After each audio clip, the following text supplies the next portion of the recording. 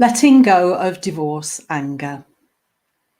The experience of divorce can trigger more anger than perhaps you've ever either experienced yourself on the receiving end or on the giving end of anger. And that can be a huge shock. And it also, when we express a lot of anger in difficult situations such as divorce and divorce negotiations and sorting things out with our soon-to-be ex or whatever, when that level of anger is expressed, or any level of anger is expressed, that can cause a reaction and add fuel to the fire. So it's important that we learn how to master it and to maybe not use it. For example, a lot of people use it in the courts, and that can be really expensive to vent your anger, both financially and emotionally. One of the things it's important to recognize about anger in principle is that it is something that is inside us already and will have been inside us since early childhood, from experiences that happened to us that made us feel unloved, unwanted, failure, that we've done something wrong, powerlessness, and all those things can trigger anger. And those patterns from childhood can repeat themselves and will repeat themselves until they're cleared over and over and over again throughout life. And divorce can be one of those explosive situations where we really need, and we find ourselves having to absolutely look at that situation, because it can make us feel so out of control with the level of anger that there can be. And before we say anything else, what I would also say is that don't, look for the repeat patterns. Have a look for repeat patterns to find out what you're really angry about.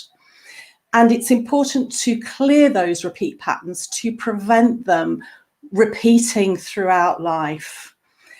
And divorce is a good situation. If there is a good situation, it's a good time to really face that and say, what is actually going on here? As I say, underneath anger will be those repeated patterns. And as you express that, you may well find that the underneath situation, the underneath feeling is one of sadness.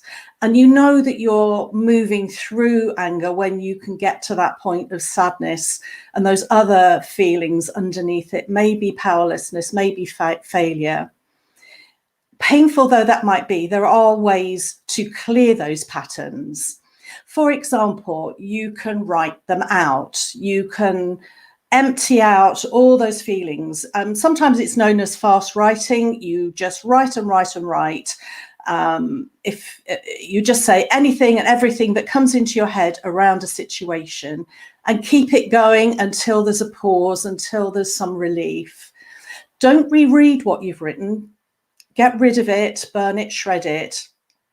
And if the feelings come up, then you can do it again, and keep doing that until things start to clear and move. Well, they will be clearing every time you do it. But what we've got is lots of layers from all those situations that have happened throughout life. And it's not just around your divorce that you'll be clearing, though that will be part of it. That will be the immediate thing. But as you go deeper, it'll move other things that have happened in life as well. The other thing you can do when it's really building up inside is to scream it out. Now, obviously, you don't want to upset the neighbours, depending on your neighbours, but you don't want to cause people to come round really worried about you. So you can either maybe scream into a pillow, or another good way to do it is to get into the car, have the windows up, find yourself maybe a quieter place, and just get it out, because we have to move that energy out that's really causing all this pain, frustration and anger. It can also be helpful to talk it out. That can help to locate these repeated patterns that we've had from childhood. And also it can be helpful to look at those feelings behind the anger, such as sadness, upset, failure, powerlessness, all that stuff.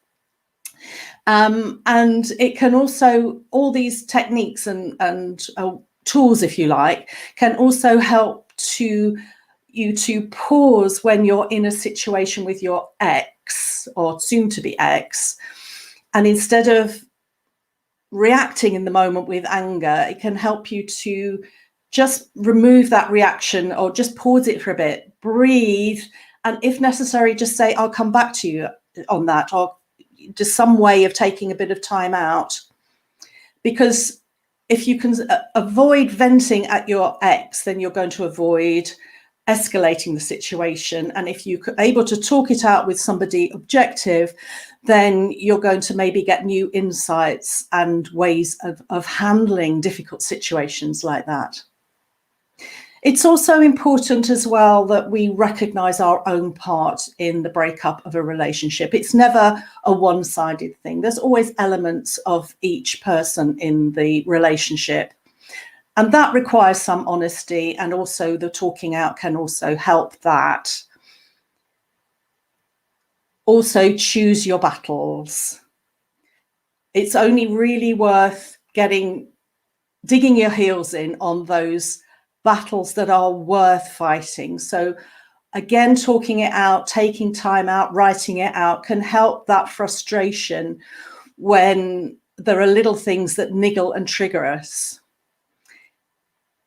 And also listen to see if there's any validity in what somebody else might be saying. That again will help with the honesty, it'll help with the self-understanding, and it will also help with maybe not taking what your ex might be throwing at you angrily, not to take it too personally, because recognizing that they too, even if they might not be expressing it in other ways, that anger is the surface level of their own hurt and sadness about what's happening.